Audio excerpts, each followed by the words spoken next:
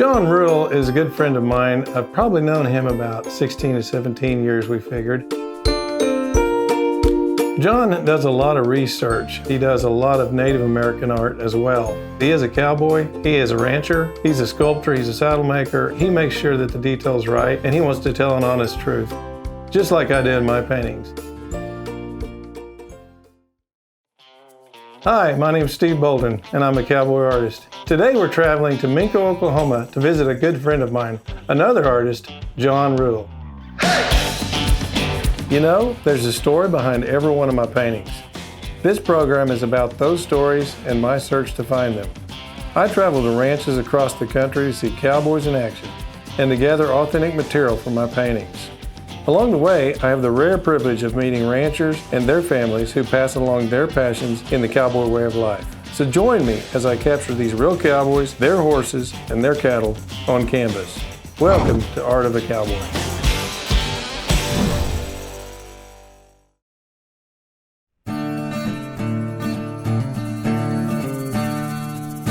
I was glad to be able to go to John's place. I was excited about going and seeing where he lived. So I started that morning. I loaded my saddle up, put it in the pickup, because I knew we were going to ride together that day. All these years we've known each other, but we've never been to his house.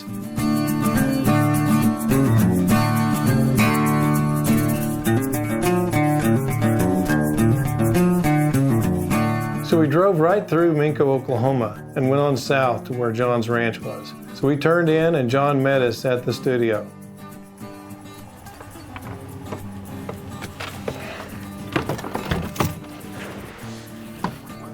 Hey, John. What do you say, Steve? How are you? Oh, good. Good to see you. It's been a bit. Man, it has. I tell you, I can't believe I hadn't been at your place before. Well, welcome. Glad to see you. Well, thanks. Thanks for having us. I mean, this is like, we've known each other 20 years and I've never been out here. Isn't that crazy? Yeah, I guess it is. But well, we're here now and we'll have a good time. Yeah, well, thank you. You bet. I can't wait to see what you Let's got go. going. So we went in and there's saddles being made.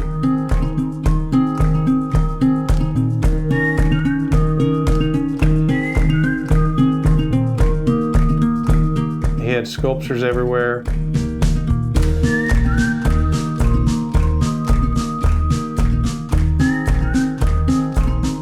It was a real privilege to get to see John's place in person. This is my saddle shop side over here. I'm sculpting over here, so kind of don't have it divided in half, but this is what I do. Did you build it? Yeah, we did. My son and my daughter and my wife, we poured the concrete and drove every nail and welded every weld. So yeah, we built it from the ground up. Well, show me around a little bit. Well, what would you like to show me? Well, let me start out here. This is a piece that I did for a city of Midwest City that's in clay now, of course. But, wow. And actually they're dedicating it to Morrow in Midwest City. It's W.P. Bill Atkinson. He was the president of the American Home Builders Association in Oklahoma City, essentially in Midwest City when Midwest City wasn't even there yet. Is that right? So he would build a house, get the wives in to look at a real modern kitchen, and he'd have his wranglers take the kids around back and say, now if your dad buys this house for your mom, I'm going to give you this Shetland pony.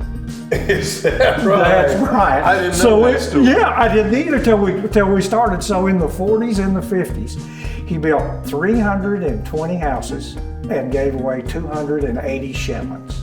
When we first came into his studio, John began to show us one of his sculptures that he was working on right now. It was a Native American piece. It was called Supplication. This piece here, it's in the 95 percentile of being done. I hope to try to get it wrapped up in the next couple of weeks. It's amazing when they do a piece like this. They're actually will cut this piece up in several pieces when they mold it. So it's solid clay now, but it will be hollow in bronze once it's poured into bronze. So like this arm here, you can see the cut here in this elbow. That piece will come off and that will be molded in a singular piece. Oh, okay. And then this will be molded so it can be hollow. Then it's welded back on. Oh. And then they chase the welds to make it where you can't tell that it's been welded. So it's quite an extended process, very expensive process, and some of it's out of your control. And that's compared to painting, where, you know, when you're done, and you've satisfied yourself. Well, when I'm done, I'm not done. There's a lot left to go. The process is still going on. The process still goes on. Like you said, 4 months, maybe longer? 4 to 5 months before I get a finished product back. So I was really intrigued. He had a lot of good feedback on it already. Even though it was just in the clay stage, he was very proud of this piece. It was going to be probably one of his best pieces so far, and had a lot of encouragement with it. Steve, this is a pinch piece, and what a pinch piece is I rolled through this and spent maybe 5 or 10 minutes on there, and I'm just looking for composition. John does these little pieces called pinch pieces to start his work. It works kind of like, for me, it'd be sketching, figuring out how to design something, how to figure out the composition of a painting. He just brings down small pieces of clay and just does a real rough idea of a composition and has this thing in mind that he's going to do. Initially, my thought and the inspiration I had, this native was going to be standing up. Oh. And so I was wanting to do it in a bigger scale, and so that would have had made it almost 3 foot tall. And so I decided I needed to reduce the height. But so what I did on this pinch piece, again, we threw this together real quick. I decided what would happen if I would take that same piece and make him kneeling.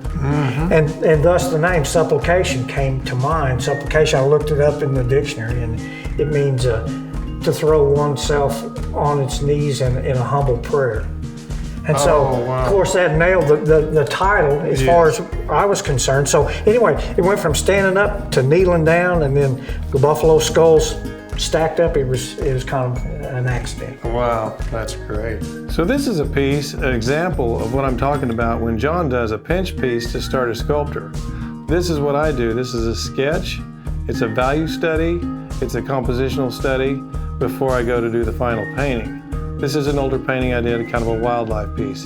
So as you look at this and compare it to this full color painting over here, this is what I decided from this process and blew it up to the size I wanted it. You can see the values that I have, but it has color. And so, you know, you work things out this way before you come to the final painting where you put your detail, you put your color, and make it a unique piece. So I think this is a good example that talks about how a sculptor works. It's an artistic way of working up to something from an idea to a finished piece.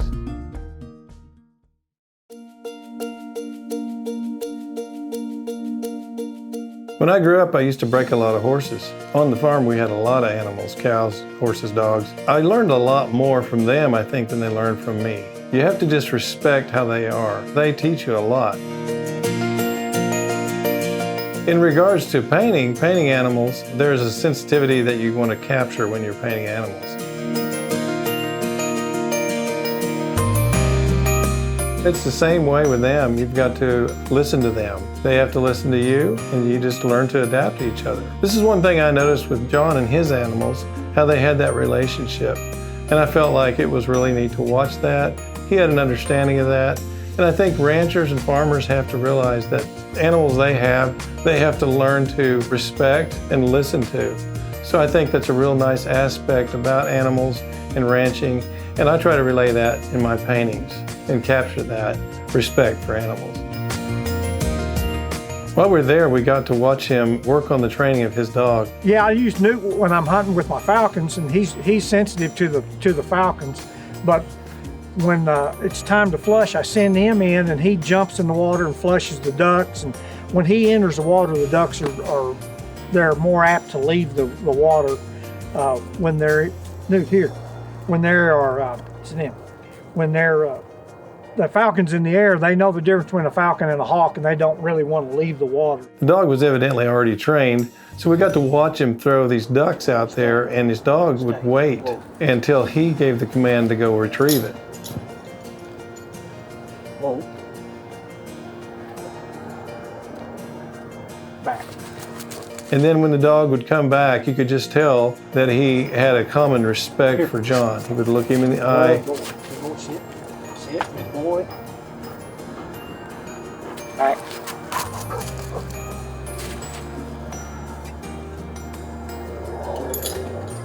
Huh. Come here. Sit. Come here over here. Sit. Okay. Back.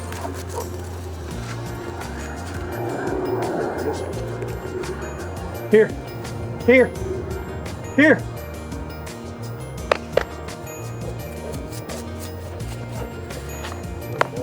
Good boy. Good boy. Good boy. Okay, you're free. You want to do it one more time? All right, one more time. Sit. He would come and do exactly what he wanted because they had a union of respect between each other. And John knew when to get on to him, when not, just to train him. I mean, that kind of takes a lot of dedication. Good. Here.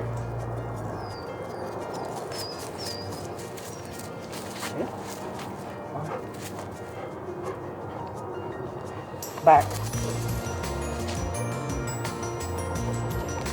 Good.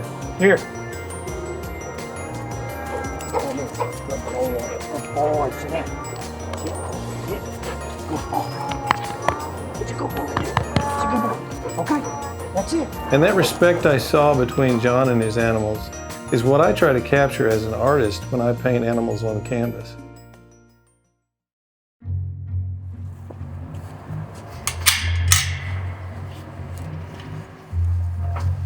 Ready? Step up. Step up. While we were there, John shared with us his falcon. Falconry is a sport that he's done for a long time. Age-old hunting technique that he taught us about.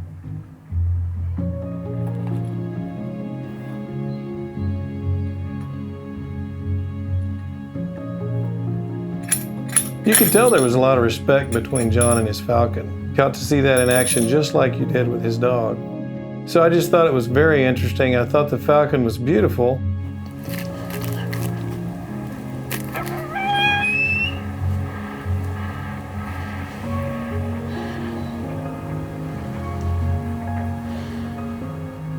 It's an old sport, 3,000-year-old sport at least. Marco Polo went through Eurasia.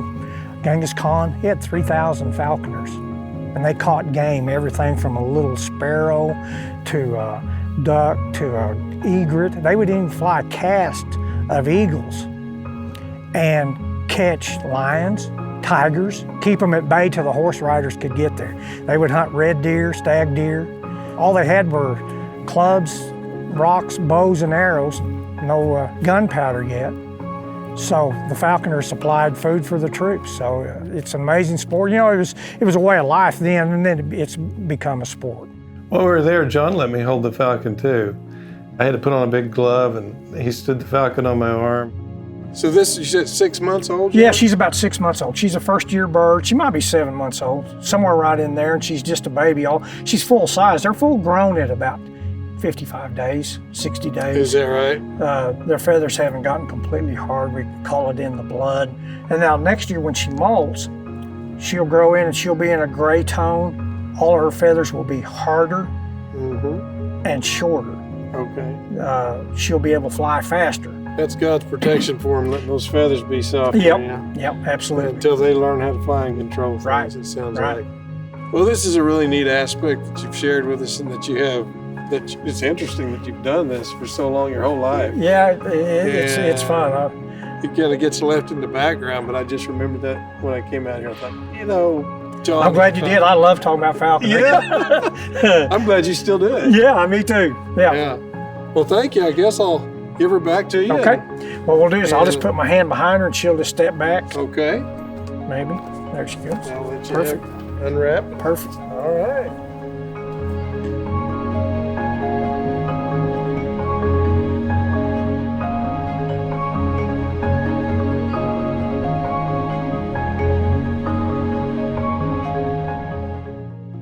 Here's a painting I did of John's falcon. You know, when I saw this beautiful bird, I thought, I'm going to paint that because she was just so beautiful. The pictures, I went through the footage and finally found a position that I thought was really, really good of her. The eye is what caught my attention. The eyes, the beautiful eyes, and the proud look she had kind of looking back over there. So this was a hard painting because the variations in the feathers were really hard.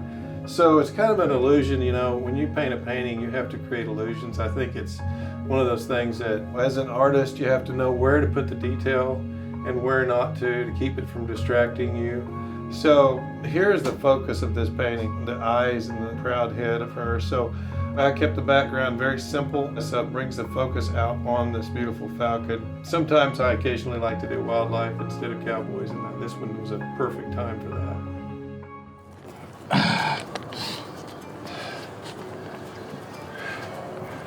Sweet Brown, you ready for me to swing up?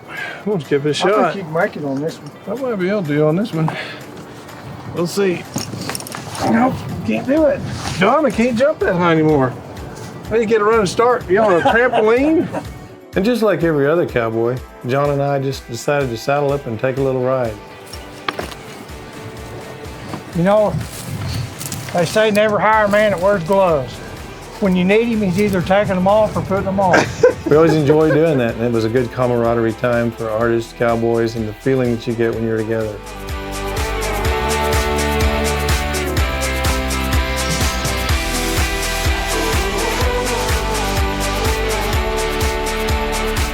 But I'd like to ask you what your opinion is when you work with animals like your falcons and your horses and stuff. Well, we treat everything that we have with respect. We treat our cattle real well.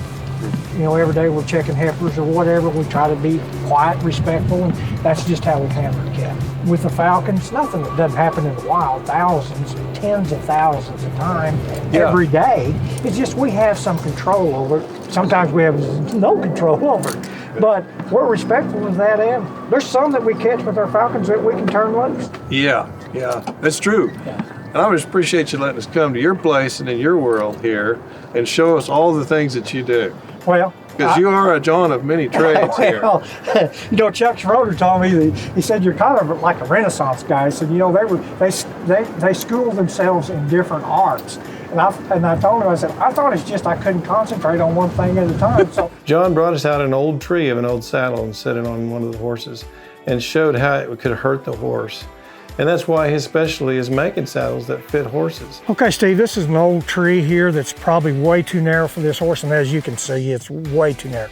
See how much pressure we've got here? We've got zero contact up here in his withers.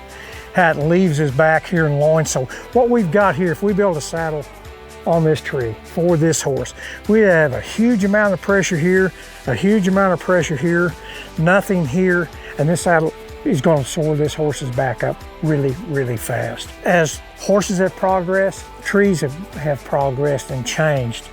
The width of the bar, or the width of the gullet here, and the angle of the bar is critical on how it fits a horse. He showed us how a good tree should fit before you ever build the saddle over it. This tree is a lot more modern style, and you can see right away how it just kind of fits him like a glove. We got enough width in the gullet here. We got a correct angle in the bottom of this bar, and how the contour just fits almost to a T.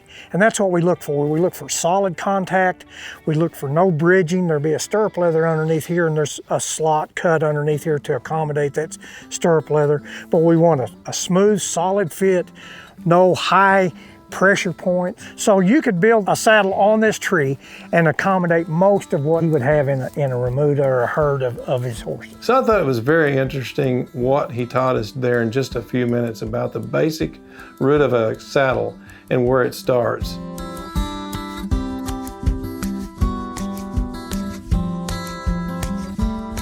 John showed us how he does leather work and how he hand tools the leather on a saddle. First thing I do when I start one, I'll tool my skirts, shape them on, let those dry completely, and then again, it's kind of a jigsaw puzzle. We just get to make our own pieces. Ground seats in, I've shaped my back jockeys, and I've started cutting in a pattern. This is an acorn and oak leaf, and this is a multi acorn and oak leaf. There's swamp oaks and scarlet oak and post. There's like 40 different types of oak trees. Some of them not native to Oklahoma at all. Mm-hmm. So that's a back jockey, and essentially all that does is cover up all this rigging that's in underneath there, and you end up with real aesthetic lines. So I'll put it on, get it wet, let it shrink and dry. And some of the reasons it takes a long time is we put leather on wet. It has to completely dry before we can go to our next step. None of this has to be on here in order for it to be a good saddle. And just because there's a bunch of this on there doesn't mean it's a good saddle. So it's a combination of both. We look for aesthetics in our lines, we look for aesthetics in our tooling, and of course the function of how the tree fits a horse is up the ultimate. Oh yeah, that would make sense, yeah.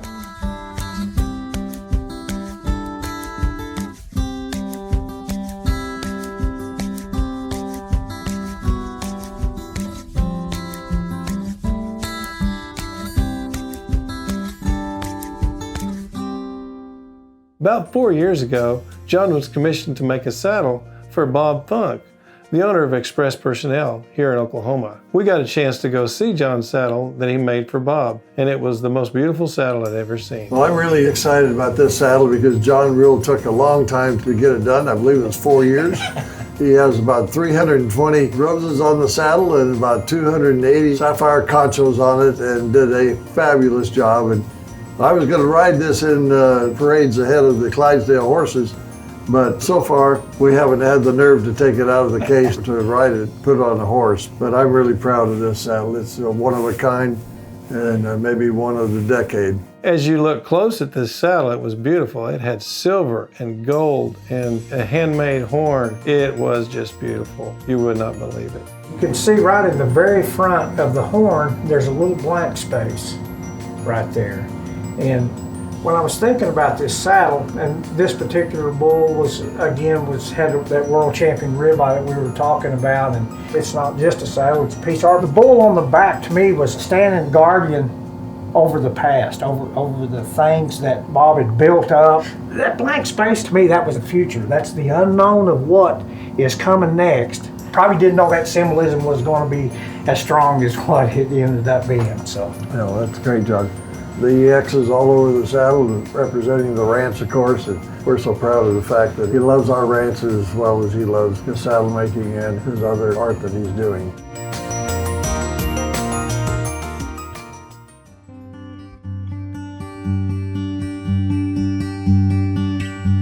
You know, John had an idea for us to do together in our different mediums. He thought about this picture that he would take of his daughter. He had this vision for a while. He said, I'd like to dress her up like a cowgirl. Then he wanted to name the painting, She's a Cowboy. So this is a painting I did. This is KK, John's daughter. I really enjoyed this painting. He gave me several pictures to paint from. I think he chose a little different aspect than I did. She's a great model. I love it where she has a saddle hanging here. She's got all the gear on, chaps and hats. She was looking off there and I thought it was really neat. This one caught my eye because her hair was blowing back in the wind.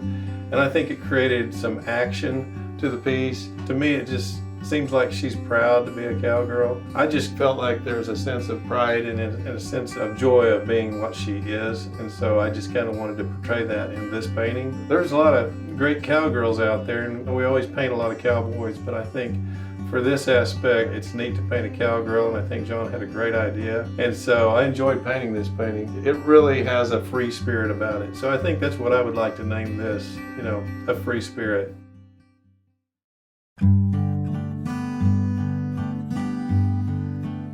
A lot of people don't think they're very good artists when they really are, but you've got to get out and compare, and you've got to get out and just work at it. But I think the most important thing to me is finally deciding that you are who you are. You learn a lot of technique from other artists, but in the end you have to own it. You have to make it your own, and that's what makes art unique.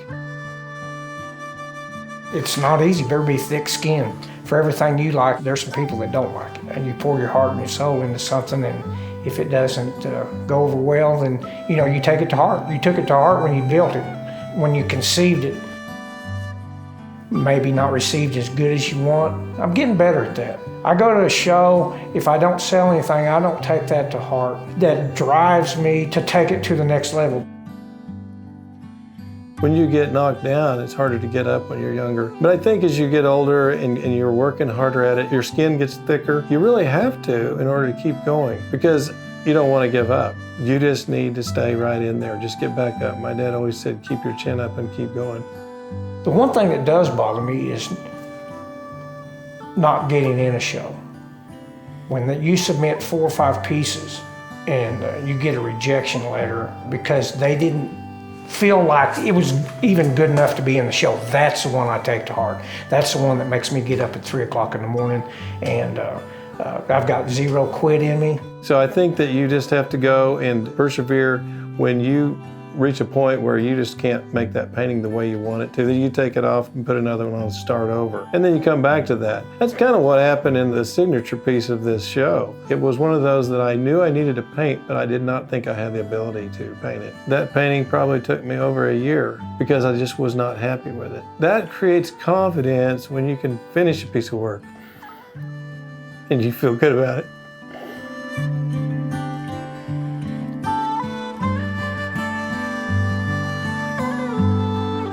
I struggle with self-confidence. I don't have a lot. I know I can do anything, but I can't tell you I can do anything. I have to, I don't know. You know, saying I'm an artist, I'd love to say I'm an artist.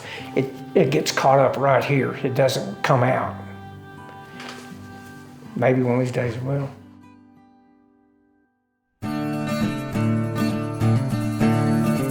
I'm really glad we got to do this program with John Rule, the sculptor, saddle maker. I really learned a lot more details about his life, and I hope he did about mine. I think the relationship we developed here was a really life-changing thing for me, and I'm glad we got to share a little bit more about the artist way of life and the cowboy way of life. I'm Steve Boaldin.